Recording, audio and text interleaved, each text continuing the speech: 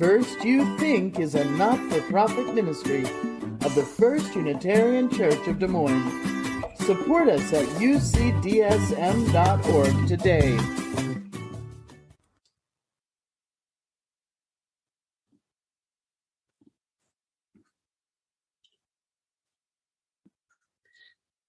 Today's sermon is titled, Exploring Belief in Our Own Identity as an Act of Self-Love. Whether we know it or not, our identity begins to be formed for us before we are born. When I say pink or blue, 10 to 1 you know I'm referring to baby colors, and those colors come with identities attached to them. Pink for girls, blue for boys. If you try to find baby clothes, baby toys, baby supplies in other colors, you might get a few things in pastel green or pastel yellow, purple less so, white, because it stains so easily, is often shunned. But these ostensibly neutral colors, green, yellow, purple, are few and far between when compared to the binary of pink and blue. The formation of identity begins as soon as the 14th week sonogram, when the doctor is able to visually confirm the sex of the baby. And even reactions against the artificial dichotomy of the binary, pink and blue, are set within a framework of that binary. The trend of having gender reveal parties, which should more realistically be called sex reveal parties, is embraced or rejected with our society's views on identity in mind, as people slice into cakes, release balloons, or set off occasionally dangerous explosive devices colored pink or blue. Pink or blue, girl or boy. But it wasn't always like that. As a biological anthropologist, an archaeologist, an historian, and a gender studies scholar, I try to take the long view of human behaviors and their physical manifestations. Trends come and go, and in the 1800s and early 1900s, one could often find the colors reversed. Blue for girls, pink for boys. The meanings we give to these colors, the ways they are used to form our identities, are not static through time, yet their physical effects are real.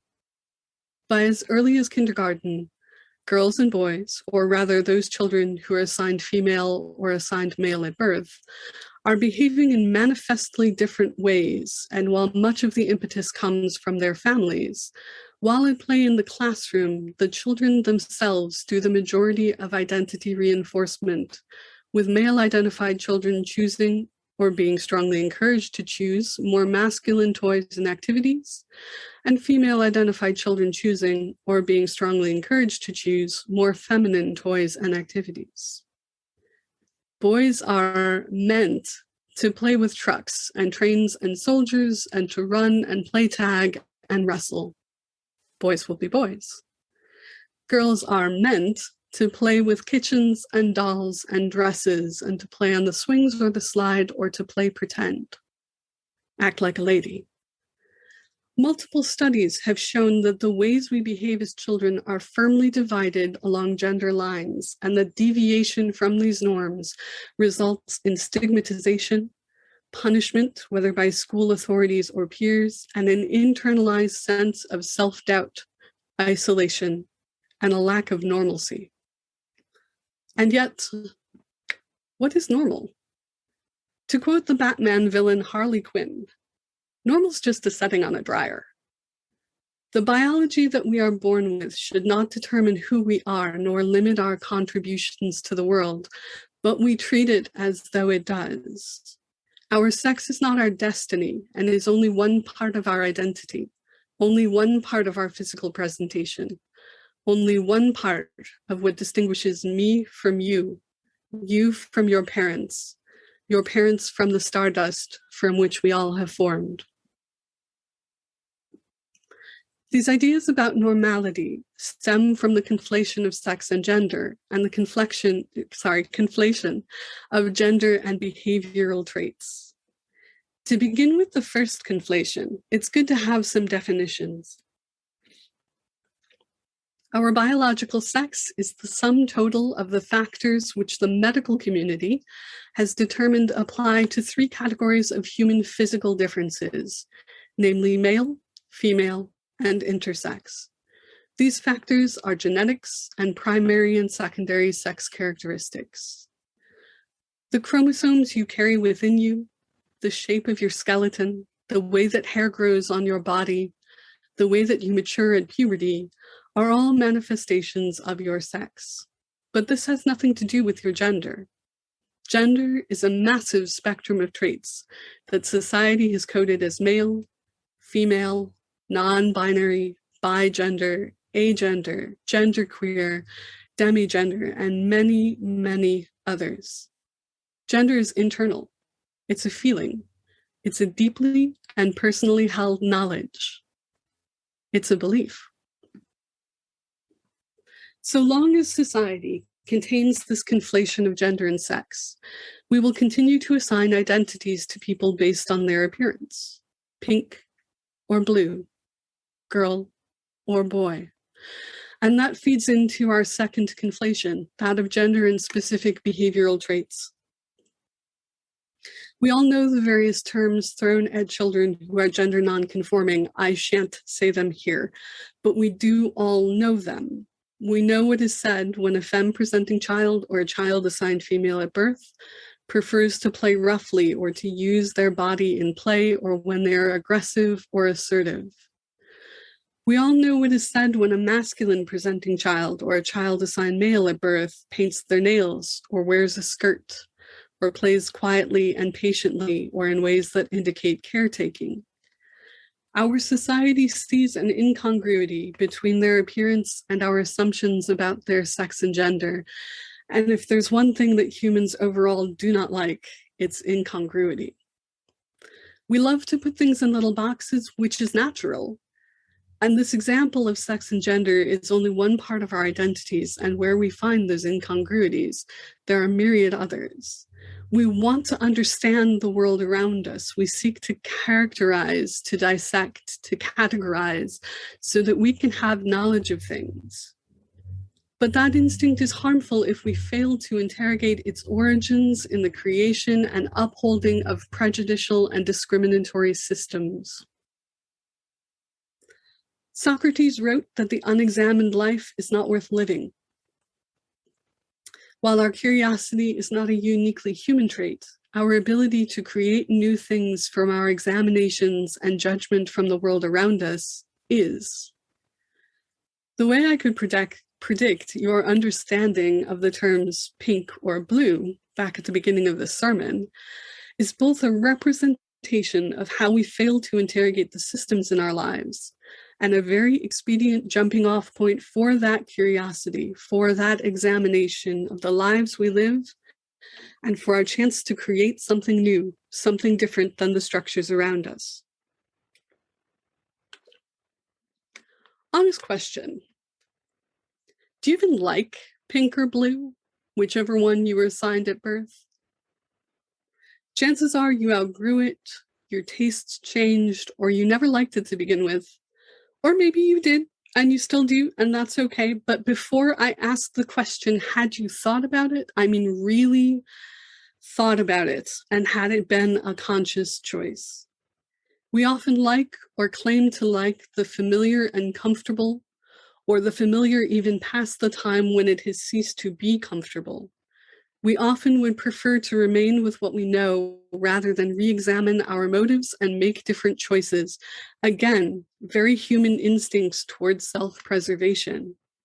But what is the self we are preserving?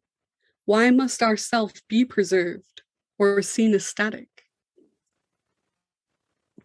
When I was a child, I leaned hard into pink and purple.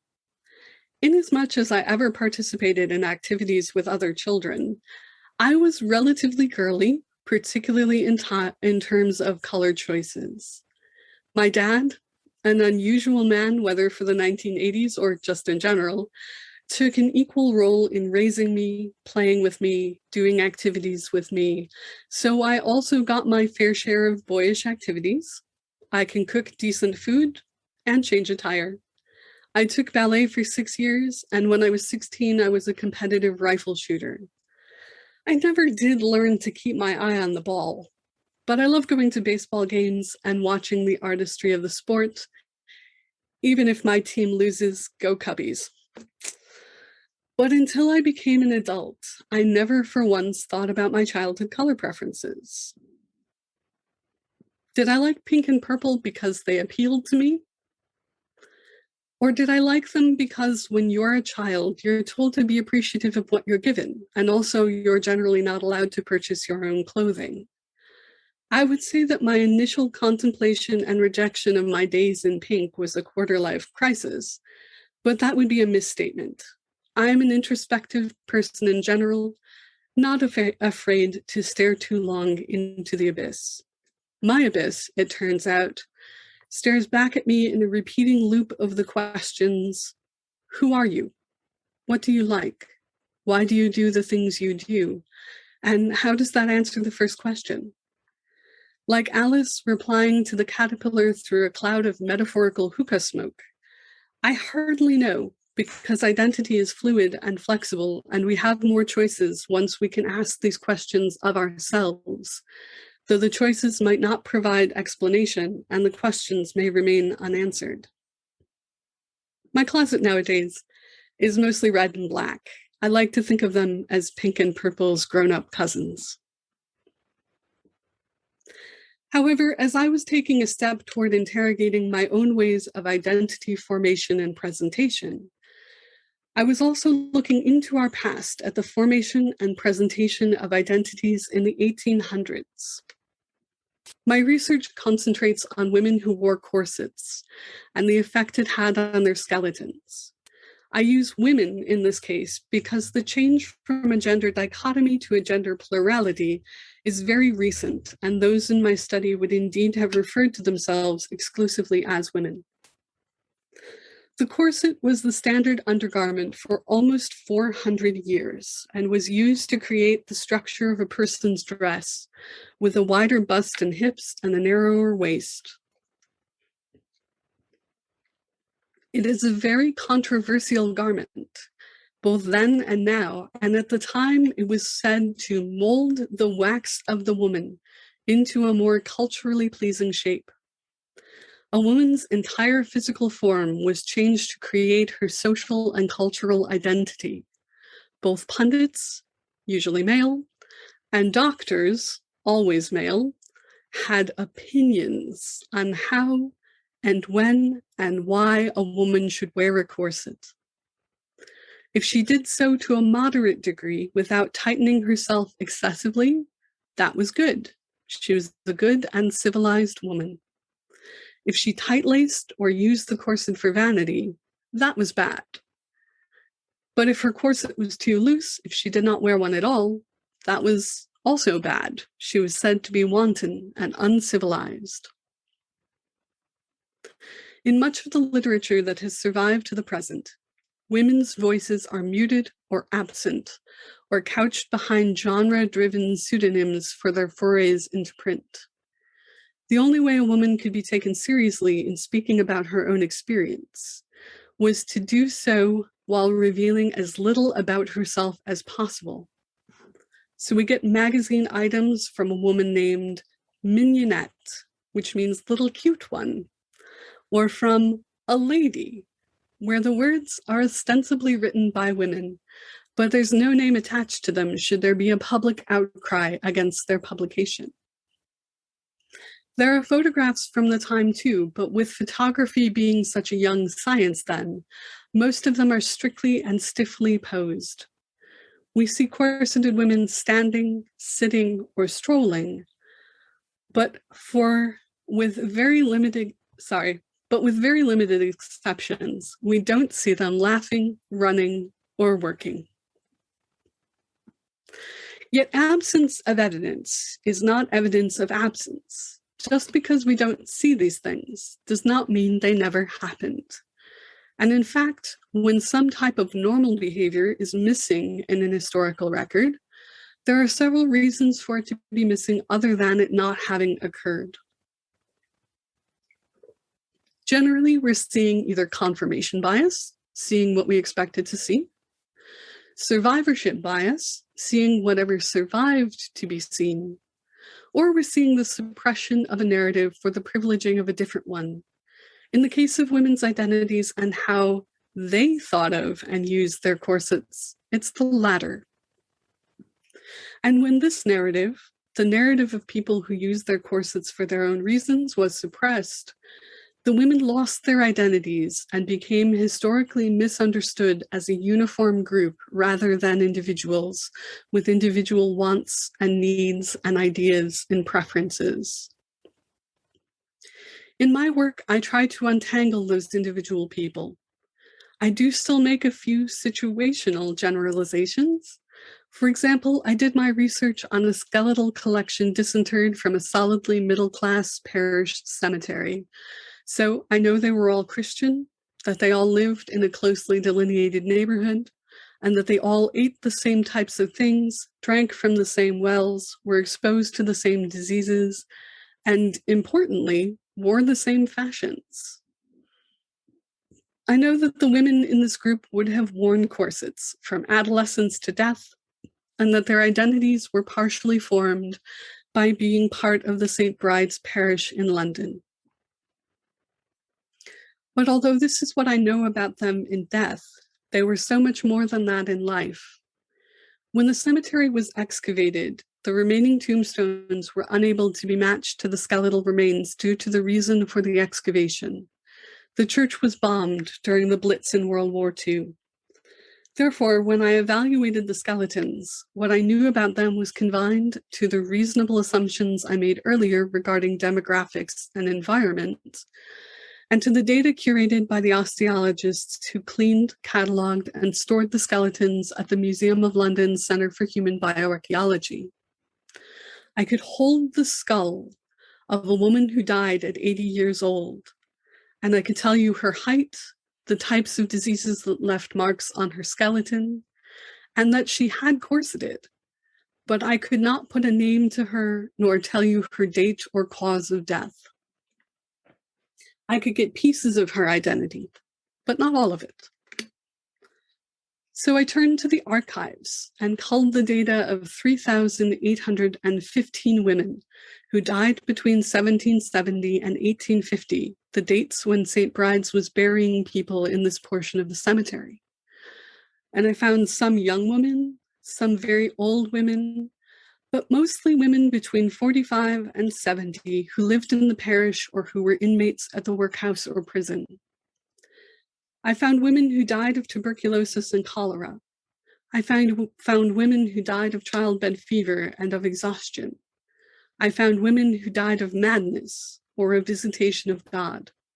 I found women whose grandchildren lived and died in the same parish. I found mentions of motherhood, of wifehood, of domesticity, of work and toil, but I found no mention of the corset. This garment, which according to popular discourse, formed their identity from the outside in, from the public to the private, was not a factor in the last recorded moment of their lives. And I realized suddenly how much emphasis we place on the external when we should be tending to the internal.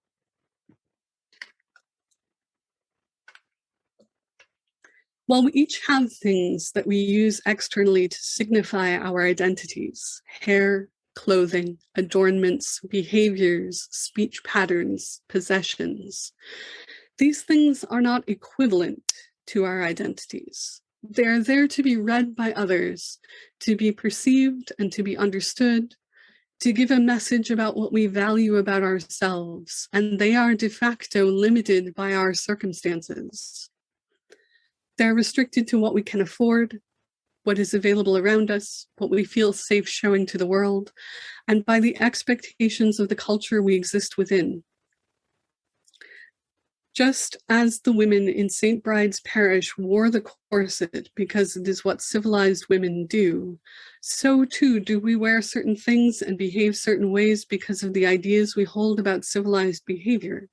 And so our identities, the internal feeling of ourselves, remain fragmented on the outside with no one but ourselves knowing the extent of them.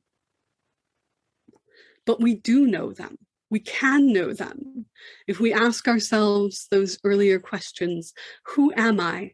What do I like? Why do I do the things I do? And how does that answer the first question? Knowing is the first step to believing. Knowing is the first step towards authentic self-love. And yes, knowing can be painful, difficult, traumatizing, or re-traumatizing, and can involve a rejection of that which was given to us or forced onto us as a child. It's not all sunshine and kittens to have a discovery of self, but it is so important and so powerful that I believe wholeheartedly that it is worth doing. As mentioned in the reading from Dr. Agustin Fuentes, love is an extension of the human capacity for belief. Dr. Fuentes places love interpersonally, but I think that an important aspect of love is the love of self. To love, we must believe. To believe, we must understand.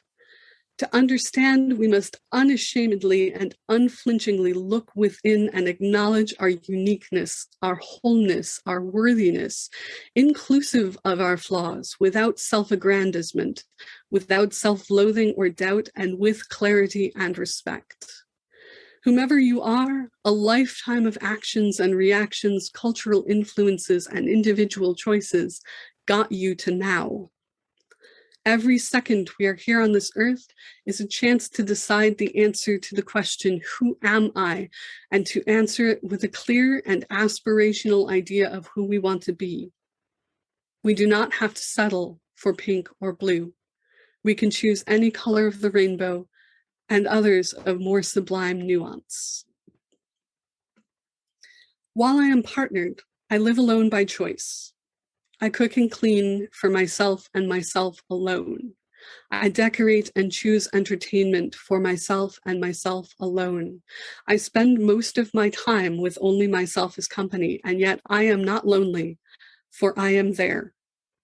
A few good friends of mine have expressed surprise at the fact that I regularly prepare ornate meals or design fancy cocktails or buy myself flowers. There's no one to enjoy them with me, they say, and it's extraordinary that I make this type of effort for myself. But I am astonished that they do not. This treatment of myself goes beyond the current trend of self-care. It's not an indulgence. It's not bribing myself for hard work or giving myself rewards for good behavior. It is simply the acknowledgement of myself as a whole person, as an identity which results in the desire to live in comfort and happiness and wholeness and love because I am worth it simply for existing as myself. And no, my efforts are not always successful. I'm only human. But this realization about the necessity of self-love and belief in my identity and my ability to remake myself regardless of past missteps and failures makes me eager to get up and try again. Over and over and over. As long as I live, I will strive to do better, make myself happier, respect myself and my identity more. We hear about the golden rule, but we fail to turn it inward. Yes, treat others how you would like to be treated, but also look within yourself. Find those aspects of your identity that were not socially conditioned. Find who you really are and what you really want and how you really need to be loved. And in so doing, treat yourself as well as you would treat others. Live authentically in self-love and in respect of your own individual identity, as only you can.